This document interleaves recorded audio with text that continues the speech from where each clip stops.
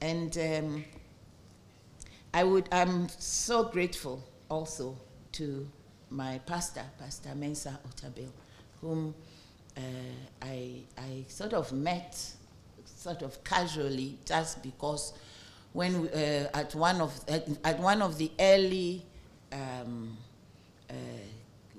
carol nights at Parliament, and we were all lining up to walk in, it happened that he was the person behind me, and I said, "Your face looks familiar." And another pastor said, "Oh, you don't know Pastor Otabil?" I said, "Oh, okay, yes, all right." And then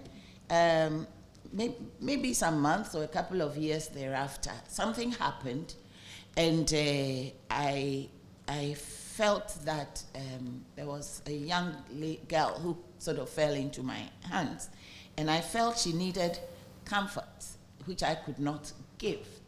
And somehow the Lord put it in my head that Sunday we should go to church at Christ Temple, because that's where, when I asked Dr. Otabil, he said that's where his church is. So for the first time, I went to church with Mabina, who is sitting there, and because she had lost her mom, and and who had been buried the day before. So we went, and the service was very uplifting, and Doc was very welcoming. So was Mrs. Otabil, and so they became friends, and he became my pastor, and then every moment of my life since then, in one way or the other, they have made a significant impact on Sundays from various learned sermons. No, he doesn't call them sermons, teachings. We learn a lot, and I think a lot of people in this country who do not even attend his church, or who are not members of ICGC, have been receiving and benefiting from his deep life teaching.